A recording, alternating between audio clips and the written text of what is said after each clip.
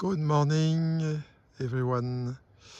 Alors, nous sommes dans la Black Valley. C'est une vallée réputée pour avoir été habitée longtemps par des personnes très charmantes comme vallée, mais qui les a fait fuir parce qu'il y avait la grande famine et que plus rien ne poussait à cause du mildiou. Et ils ont dû tous partir s'expatrier. Et voilà, donc cette vallée est juste à côté du Gap of Dunlow. Il faut juste faire une petite bifurcation pour y venir. Et c'est magnifique. Alors aujourd'hui, on devait aller directement au château de Killarney, mais la route a été barrée pour quelques heures. Du coup, on était obligé de bifurquer, donc on va voir ce qu'on va faire, si on peut revenir sur le château ou pas.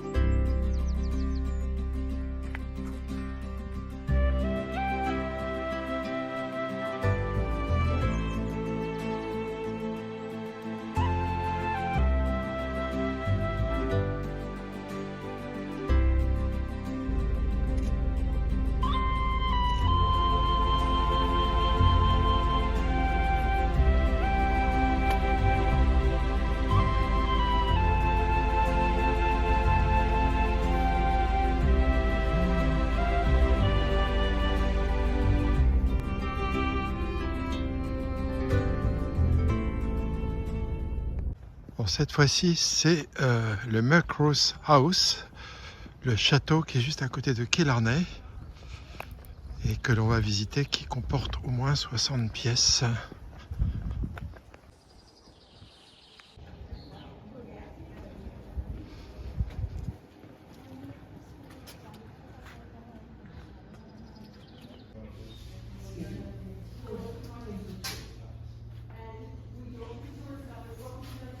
Bon, vous n'aurez pas d'image de l'intérieur de ce château parce que les vidéos ne sont pas autorisées.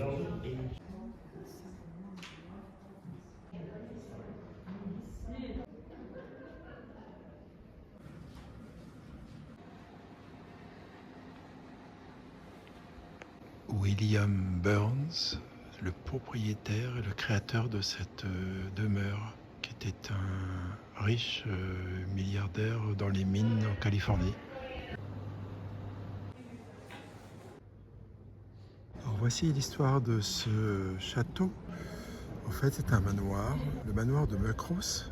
La construction s'achève en 1843. Elle est bâtie par Henry Arthur Herbert et son épouse, l'écossaise Mary Belfour, qui était une peintre bien connue à l'époque. Ils sont proches des rives du lac Muckross qu'on a fait hier. Et le manoir a été conçu par un architecte écossais, William Burns, originaire d'Édimbourg. En août 61, la reine Victoria était accompagnée de quelques membres de sa famille. Quand c'est comme ça, ils sont nombreux. Elle rend visite à la famille Herbert à Muckross. Pour les recevoir aussi bien que possible, ils ont dû refaire énormément de choses dans le château, revoir les uniformes des servants, transformer la salle de billard, la salle des enfants, la salle, enfin plein de choses en chambre pour pouvoir héberger les hôtes. Elle a dû aussi laisser son boudoir à la reine Victoria pour en faire sa chambre. Et en fait, toutes ces dépenses, au bout de quelques années, peu de temps d'ailleurs, après la visite de la reine Victoria, qui avait trouvé ça très très bien, ils s'étaient tellement endettés qu'ils ont dû vendre le château. Et finalement, ils étaient en faillite, donc forcés de le vendre. Et en 1899, ils ont été rachetés par Lord Ardilone, qui est un membre de la fameuse famille Guinness. La propriété alors a été louée pour des familles riches qui voulaient faire des chasses. Donc c'était devenu un pavillon de chasse avec tout tout le manoir qui avait tout autour, enfin toutes les forêts tout autour. La buanderie. Et la propriété donc a été louée pendant à peu près une décennie pour la chasse, le tir, la pêche. Et en 1911, le gars de Guinness là, l'a revendu à William Bowers Boone. C'était un riche américain qui travaillait dans les mines en Californie et qui finalement avec son épouse Agnès en ont fait un cadeau à leur fille Maude, cadeau de mariage. Et elle avait épousé elle avait épousé Arthur Rose Vincent, qui était un jeune politicien. Ils s'étaient rencontrés à Rome tous les deux en voyage. Lui était en voyage étudiant, juste après ses études, et puis elle se promenait en tant que touriste. Et après s'être mariés et avoir eu ce cadeau en mariage, ils sont vécus ici, mais elle a décidé de décéder assez subitement en 1929, donc ils n'en ont pas beaucoup profité, en tout cas pour elle. Et 3 ans plus tard, son mari a préféré, avec le consentement des parents qui leur avaient offert ce château, en ont fait don à la nation irlandaise, qui n'était pas encore une république à l'époque. La salle de manger des servantes. Alors là, ce sont toutes les cloches qui sont relatives à chacune des pièces du château. Donc le son est différent et les servantes savaient de quelle pièce venait l'appel pour aller leur rendre service. Et donc le 1er janvier 1933, Muckross devient le tout premier parc national d'Irlande. Parce que non seulement elle prend le château, mais tous les alentours, un énorme parc. Une machine automatique pour laver son chien.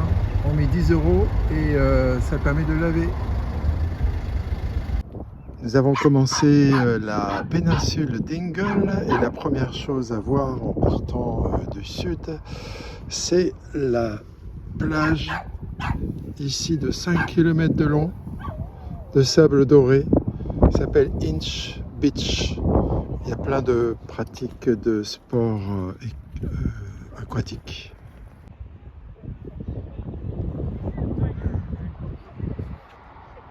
Il y a des gardes-côtes qui sont là pour veiller aux baigneurs. Il y a pas mal de gens qui se baignent ici. Il y a des douches pour enlever le sel de l'eau. En face, c'est la péninsule du Kerry qu'on a fait donc hier et avant-hier, mais cette partie-là, c'était hier. Et maintenant, c'est la péninsule de Dingle. Le temps est un peu avec nous, mais ici ça change très souvent. Il y a même des surfeurs. Et puis nous allons jusqu'au bout de la péninsule qui est là-bas. Voir Dingle, la ville principale. Et ensuite on a l'île qui nous attend tout au bout. Il fait pas chaud, il y a un bon petit vent. Courageux, hein. C'est que des filles là. Ah non, il y a un gars aussi.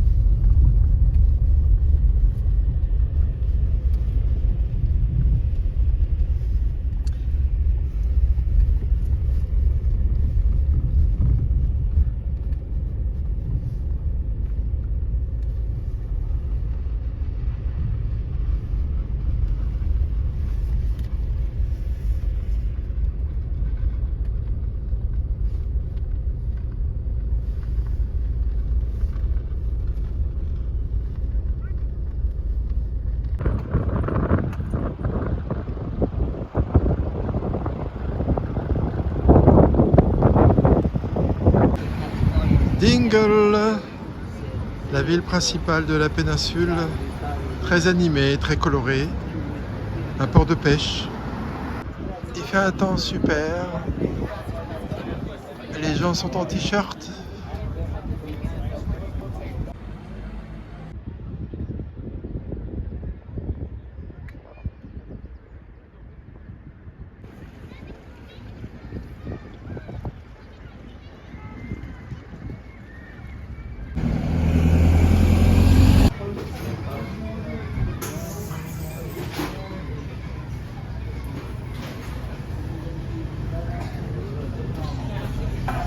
On s'est pris deux fish and chips.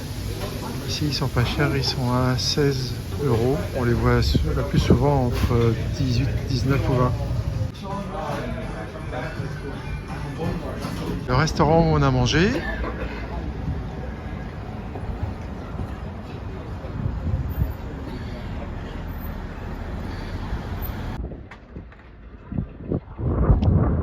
aujourd'hui nous sommes le samedi, donc week-end, donc pas mal d'Irlandais qui en profitent pour découvrir des endroits qu'ils ne connaissaient pas ou revenir à des endroits qu'ils aimaient. C'est aussi, hier ce fut ce qu'ils appellent poll, ça veut dire quand il fait un sondage pour la vie dans le pays, soit des sujets domestiques, soit des sujets internationaux. Et du coup, il y a différentes questions qui sont posées aux gens et les gens qui ont été votés, on va dire, en ont profité pour répondre aux questions. Comme c'était en même temps le vote pour les européennes et les communales, eh bien, ils ont fait tout d'un coup.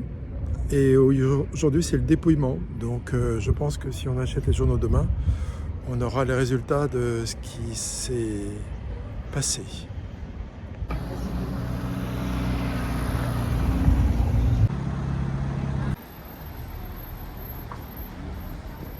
On se croirait comment.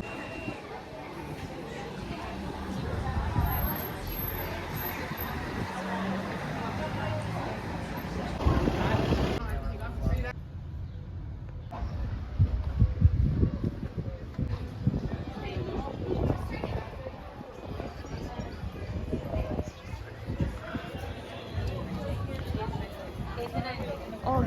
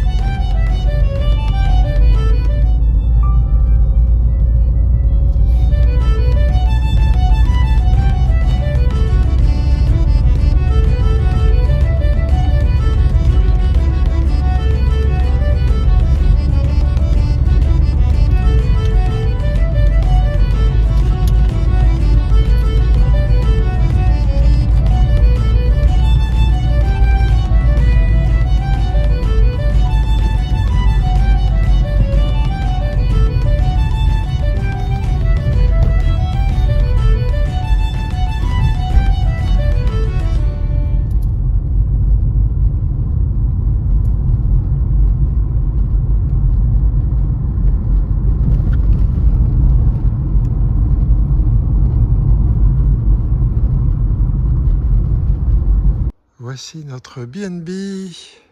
Enfin, c'est une farmhouse plutôt.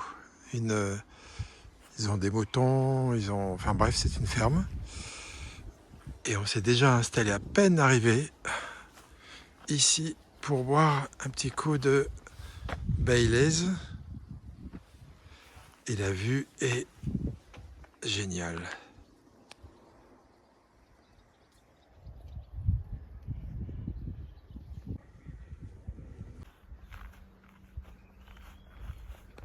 Bon, on va finir par tomber sur des lèpres chaunes si on continue notre balade.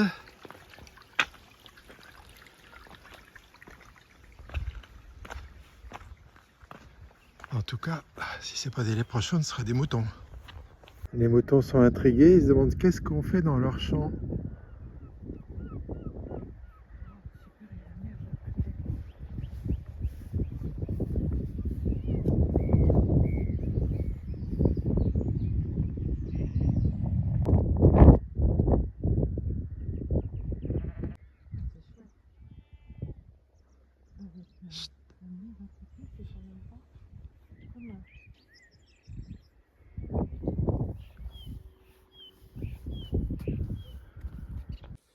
Fin de cette 8e journée en Irlande. Super, le château ce matin était vraiment chouette. On a dû passer par un autre chemin que celui qu'on voulait puisque la route était bloquée. Il y avait une course à pied je crois que c'était un marathon. Dans ces conditions, ça devait être super joli parce que le paysage est à couper de souffle. Du coup, on a fait la Black Valley, qui était une vallée dans laquelle il y avait beaucoup de gens qui habitaient, il fut un temps, avant la grande famine, et qui ont dû partir pour s'exiler quand ils n'ont plus rien eu à manger. Ensuite, on a refait le Gap of Dunlo parce qu'il n'y avait pas le choix, vu que la route était bloquée, donc il fallait passer par là. Et là, on a vu qu'effectivement, il y avait les calèches qui faisaient donc les allers-retours, alors que hier, on y est allé tôt, c'était pas encore en opération. La partie finalement que je croyais hier être la plus décevante parce que je pensais que c'était là que les gens prenaient la calèche ou faisaient du trekking, et en fait pas du tout, c'était bien la belle partie qui est magnifique, que les gens ont donc, on a croisé pas mal de randonneurs, on a pas croisé des calèches, très peu de voitures, donc c'était vraiment très beau. Alors le château, il y a plein de pièces, on ne les visite pas tous, je crois qu'il y en a une cinquantaine, mais on en visite quand même pas mal. Et il est très intéressant. Vraiment, vous avez pu voir toutes les images, que finalement on n'avait pas le droit de filmer, mais on a le droit de faire des photos. Bon, bizarre, du coup j'ai fait des photos, mais en filmant, disons, immobile. Voilà. Et puis après, on est parti sur la pointe de Dingle. Et là, on a vu une super plage, la Inch Beach, qui est immense, plage de sable, à laquelle on peut rouler en voiture.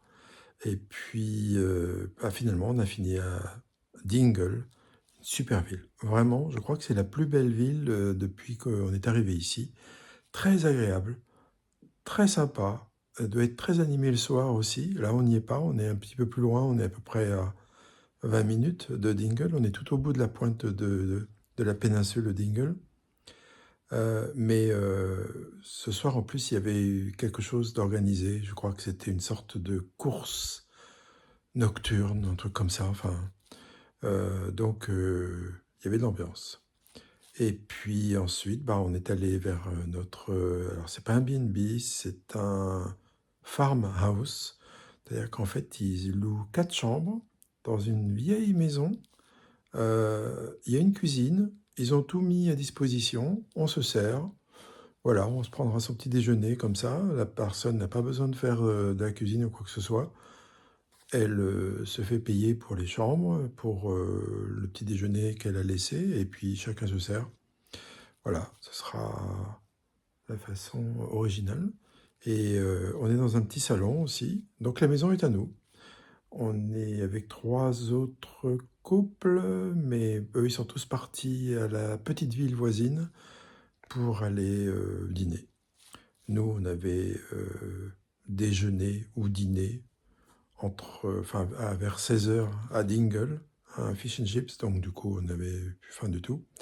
Voilà, donc du coup, c'est ainsi que se termine cette journée. On va continuer la péninsule de Dingle demain et on verra où ça nous mène. On n'a pas encore fait de plan sur la comète. Par contre, la météo était très bonne aujourd'hui, mais demain, elle ne le sera pas. De la pluie est annoncée sur quasiment tout le pays.